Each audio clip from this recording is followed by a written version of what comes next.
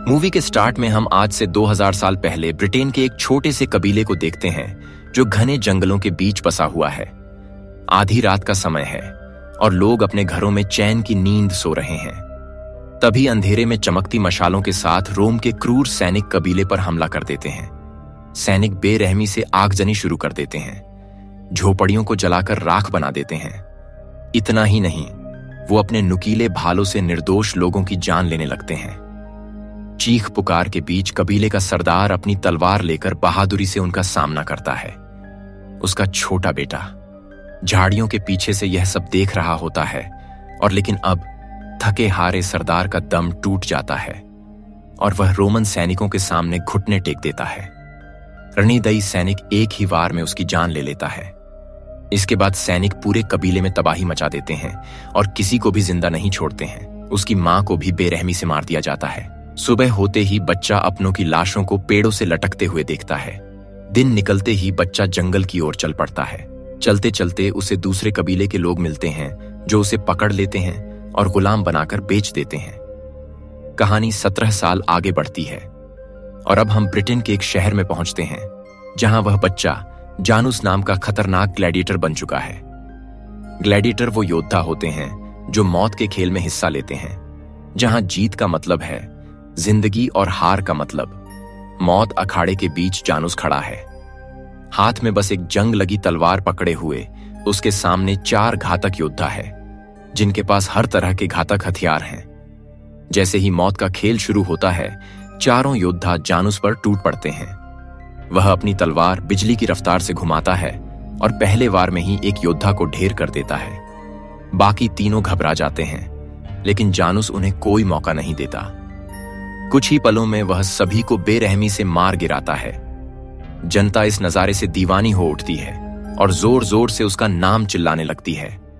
अखाड़े के ऊपर बैठा उसका मालिक जीन फेनेटे ये सब देखकर बेहद प्रसन्न होता है। फैसला करता है कि वो जानूस को रोम के मशहूर शहर पोम्पी भेजेगा, जहां उसे शाही लड़ाई में हिस्सा लेना होगा। पोम्पी शहर की एक खास पहचान उसका विशाल और सक्रिय ज्वालामुखी है। अगले दिन जानूस और अन्य गुलामों को उसी शहर ले जाया जाता है जहां उन्हें शाही लड़ाई में भाग लेना है। रास्ते में राजकुमारी कैसिया की बग्घी का घोड़ा अचानक गिर जाता है, जिससे काफिले में हलचल मच जाती है। यह देख जानूस, जो काफिले के साथ चल रहा होता है, सैनिकों से घोड़े की मदद करने की विनती करता है। उसकी बात पर राजकुमारी कैसिया का ध्यान जाता है और वह खुद भी घोड़े के पास चली आती है। जानूस घोड़े का मुआयना करता है और पाता है कि उसकी गर्दन मुड़ने के कारण उसकी मौत हो चुकी है। इस शाही लड़ाई में हिस्सा लेना जानूस के चेहरे पर झलकती सच्ची हमदर्दी और पशु के प्रति उसका सम्मान देख राजकुमारी कैसिया उसकी ओर खींचने लगती है। जब कैसिया अपने महल लौटती है, उसके पिता सवेरस और उसकी मां उसे देखकर बेहद खुश होते हैं। सवेरस अपनी बेटी से पूछता है, तुम इतनी जल्दी रोम से वापस क्यों लौट आई? कैसिया हल्की मुस्कान के साथ जवाब देती है, वहां मेरा मन नहीं लग रहा था। जब जानूस पोम्पी पहुंचता है तो उसकी मुलाकात सबसे खतरनाक गुलाम एटिकस से होती है, एक ऐसा योद्धा जो आज तक किसी भी लड़ाई में नहीं हारा। जानूस को बताया जाता है कि जल्द ही उसकी भिड़ंत इसी एटिकस से होने वाली है।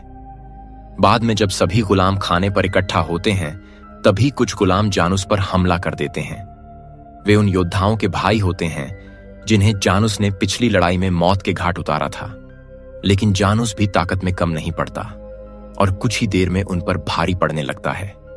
लड़ाई की खबर सुनकर उनका मालिक फ्रेनेटे वहां पहुंचता है और सभी को अलग अलग काल कोठरियों में बंद करने का आदेश देता है। दुर्भाग्य से जानूस को उसी कोठरी के पास में डाल दिया जाता है जिसमें एटिकस पहले से कैद था। रात को जानूस और एटिकस आपस में बात करते हैं, यह जानते हुए कि अगली लड़ाई में उन्हें एक दूसरे को मारना होगा। अगले दिन अभ्यास के दौरान जानूस और एटिकस की मुठभेड़ होती है और दोनों पूरी ताकत से एक दूसरे को परखने लगते हैं। तभी वही गुलाम जिसने पिछली रात जानूस पर हमला किया था, चुपके से लौट आता है और उस पर चाकू से वार करने की कोशिश करता है। एटिकस ये सब देख लेता है और बिना झिझक उस गुलाम को जोरदार लात मारकर जमीन पर गिरा देता है, जिससे जानूस की जान बच जाती है।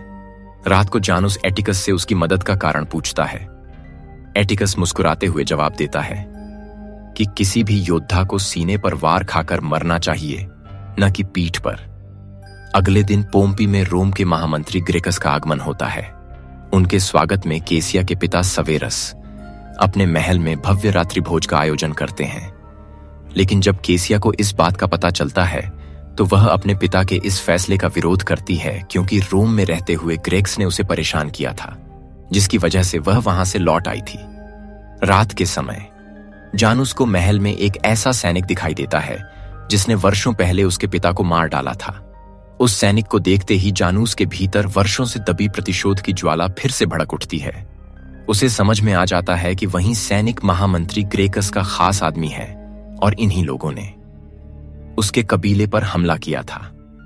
रात्रि भोज के दौरान ग्रेकस केसिया से मुलाकात करता है और उसे अपने साथ में शादी करने का दबाव डालने लगता है। केसिया के चेहरे पर नाराजगी और बेबसी साफ झलकती है, वही ग्रेकस जिसके कारण वह रोम छोड़कर आई थी। अब वो पोम्पी में भी आ गया था। तभी अचानक पोम्पी का कुख्यात ज्वालामुखी हलचल में आ जाता है।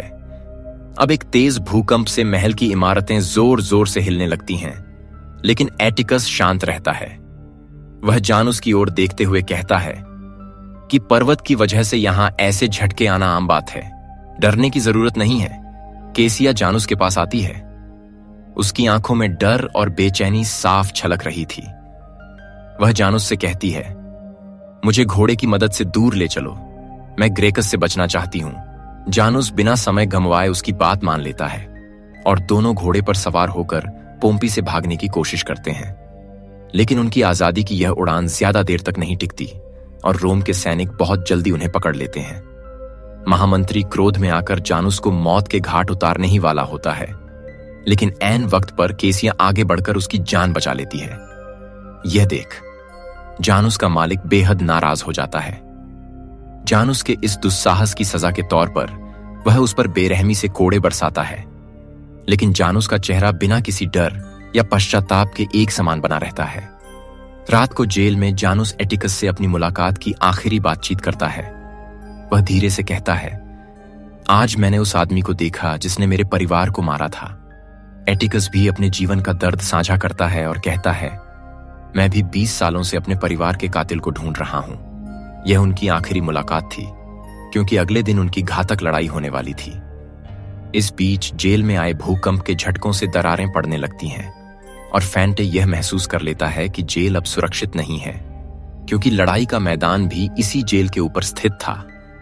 वह समझ जाता है कि खतरा मंडरा रहा है।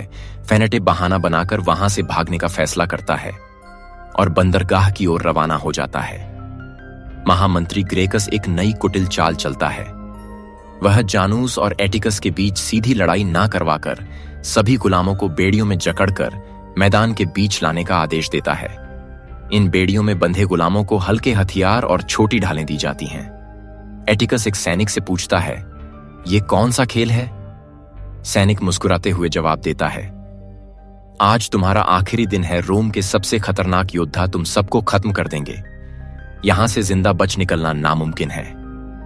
अचानक रोम के सैनिक बड़ी बड़ी तलवारें और विशाल ढाले लेकर गुलामों पर हमला कर देते हैं। एटिकस और जानूस भी इस क्रूर खेल में फंस चुके थे। शुरुआत में वे साहस से उनका मुकाबला करते हैं, लेकिन सैनिकों की संख्या इतनी अधिक थी कि जल्दी ही गुलाम कमजोर पड़ने लगते हैं। जानूस चिल्लाकर सबको पीछे हटने का आदेश देता है। रोम के सैनिक एक एक करके गुलामों को मारने लगते हैं। इसी बीच एटिकस अपने हथियार से उस खंभे को तोड़ने की कोशिश करता है, जिससे सभी गुलामों की बेड़ियां बंधी थीं, जबकि जानूस लगातार सैनिकों को पीछे धकेलने में लगा रहता है।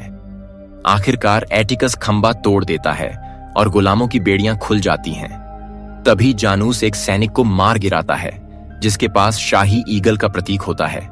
वह जल्दी से एक घोड़े पर सवार हो जाता है और अपनी बेड़ियों की मदद से एक एक करके दुश्मनों को खत्म करने लगता है, लेकिन एक सैनिक उसे घोड़े से गिरा देता है और उसे मारने ही वाला होता है। तभी एटिकस अपनी कुल्हाड़ी से उस सैनिक को मौत के घाट उतार देता है और जानूस की जान बचा लेता है।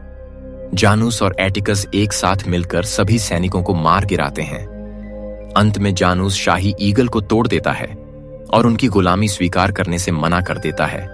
यह देख ग्रेकस का गुस्सा 7वें आसमान पर पहुंच जाता है। गुस्से में वह अपनी सबसे खतरनाक टुकड़ी को भेजने का आदेश देता है, लेकिन तभी केसिया जोर से चिल्ला उठती है, उन्हें जीने दो। देखते ही देखते जनता भी एकजुट होकर जानूस और एटिकस की तरफदारी में जोर जोर से चिल्लाने लगती है। ग्रेकस केसिया की जनता में बढ़ती लोकप्रियता से बौखला जाता है और उसे जेल में बंद करने का आदेश दे देता है। इसके बाद वह अपने सबसे खतरनाक सैनिक प्रोकोलस को जानूस को मारने के लिए भेजता है। प्रोकोलस अपने ताकतवर हथियारों से जानूस पर भारी पड़ता है और उसे लगभग मारने ही वाला होता है। तभी अचानक ज्वालामुखी में विस्फोट हो जाता है। भयंकर भूकंप से मैदान की जमीन फट जाती है और आसपास की दीवारें भरभराकर गिरने लगती हैं। जानूस इस मौके का फायदा उठाते हुए प्रोकोलस को नीचे जेल में धक्का दे देता है, लेकिन प्रोकोलस किसी तरह से भागने में सफल हो जाता है। दूसरी तरफ ग्रेक्स अपनी क्रूरता की हदें पार करते हुए केसिया के माता पिता की बेरहमी से हत्या कर देता है। ज्वालामुखी से निकली आग और लावा के धमाके पोम्पी शहर को तबाह करने लगते हैं और डर के मारे लोग बंदरगाह की ओर भागने लगते हैं। जहाज भी लावे की चपेट में आकर नष्ट हो जाते हैं और इसी में फ्रैनेटे की भी मौत हो जाती है। लेकिन जानूस कैसिया को बचाने के लिए उसकी जेल की ओर निकल पड़ता है। वह आखिरी समय पर केसिया को बचा लेता है। हालांकि इस तबाही में केसिया की कनीज की मौत हो जाती है। बंदरगाह टूटने के कारण समुद्र का पानी शहर में भरने लगता है और एटिकस जानूस को बताता है कि बंदरगाह से भागना अब संभव नहीं है। अब केवल दक्षिणी रास्ता ही बचा है, लेकिन वहां तक पहुंचने के लिए उन्हें घोड़ों की जरूरत होगी। वे दोनों नीचे जेल में घोड़े लेने जाते हैं, लेकिन ग्रेकस केसिया को बंदी बना लेता है और वहां से भागने की कोशिश करता है। एटिकस जानूस को ग्रेकस का पीछा करने के लिए कहता है और खुद प्रोकोलस से भिड़ जाता है। एटिकस और प्रोकोलस के बीच में भयंकर युद्ध होता है। दोनों गंभीर रूप से घायल हो जाते हैं, लेकिन आखिरकार एटिकस अपनी तलवार से प्रोकोलस को मार डालता है। इस अंतिम लड़ाई में एटिकस भी बुरी तरह घायल होता है और ज्वालामुखी के विस्फोट में मारा जाता है। दूसरी ओर जानूस घोड़े पर सवार होकर ग्रेकस का पीछा करता है। केसिया चालाकी से ग्रेकस के रथ को पलटा देती है, जिससे वे दोनों नीचे गिर जाते हैं। मौका पाकर जानूस ग्रेकस पर हमला कर देता है और दोनों के बीच तलवारों की लड़ाई छिड़ जाती है। अंत में जानूस ग्रेक्स को मारकर अपने माता पिता की मौत का बदला पूरा करता है। जानूस और अब घोड़े पर सवार होकर भागने की कोशिश करते हैं, लेकिन ज्वालामुखी का लावा चारों तरफ फैल जाता है और उन्हें घेर लेता है। यह जानते हुए कि अब उनकी बचने की कोई उम्मीद नहीं है, दोनों एक दूसरे को आखिरी बार गले लगते हैं। लौटूंगा ऐसी ही शानदार कहानी के साथ। कहानी अच्छी लगी हो तो वीडियो को लाइक करें, सब्सक्राइब करें और अपने दोस्तों के साथ शेयर करना ना भूलें। मिलते हैं नेक्स्ट वीडियो में। धन्यवाद।